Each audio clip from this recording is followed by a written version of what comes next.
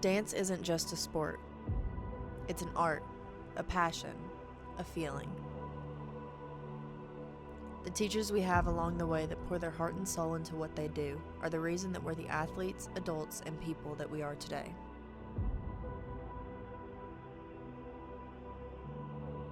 The friendships we make, the hard work we put in, it all pays off when we step onto our stage. But it goes so much deeper. What my goal is to instill in students that, other than just skills and technique, the main thing is self-confidence when they go out into the world, to be able to speak and stand up on their own 2 feet, just to carry themselves well, act like a lady, hopefully.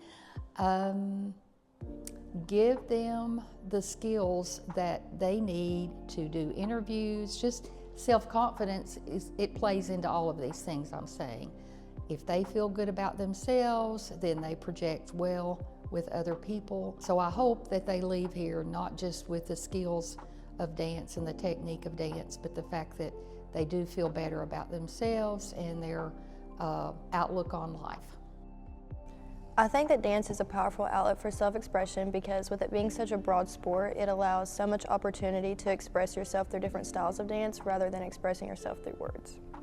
When I was younger, I was always a follower, and I never wanted to be a leader, and I just kind of stayed in the background and just followed. And I feel like coming to college and dancing in college has really grown my confidence, and I've become the captain of the dance team, and that's not something that I'd ever thought I'd do. And so college really boosted my confidence and made me want to be a leader.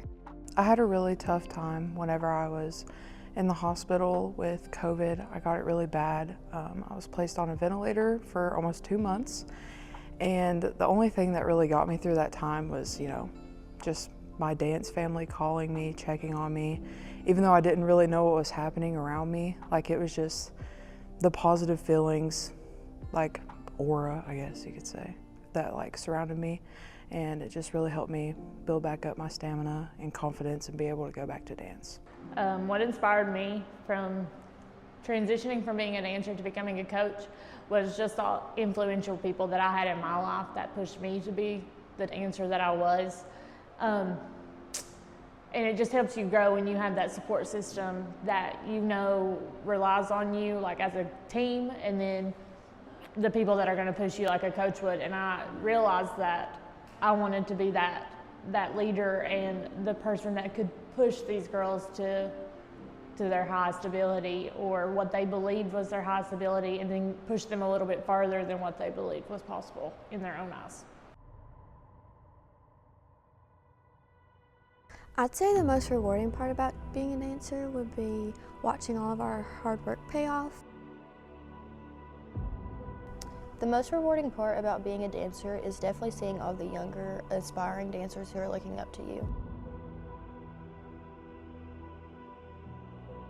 I think the most rewarding part about being a dancer is the friendships and the connections that you make, not only inside of the studio, but outside of the studio. The most rewarding part of being a coach for me is seeing the click in all the girls. You can just see the light bulb pop up in the top of their head that when they finally get something or it finally clicks, whether it's footwork or a skill or a trick or even turns, when you see that light in their eyes and you can see how proud they are of themselves, it just means the world to me. The most rewarding part of getting to teach ballet in particular is just to see how the student develops from beginning to end. We spend so much time practicing every day for weeks on end just to be able to perform and compete our dance just a handful of times. And so getting to watch all of that hard work pay off is really rewarding.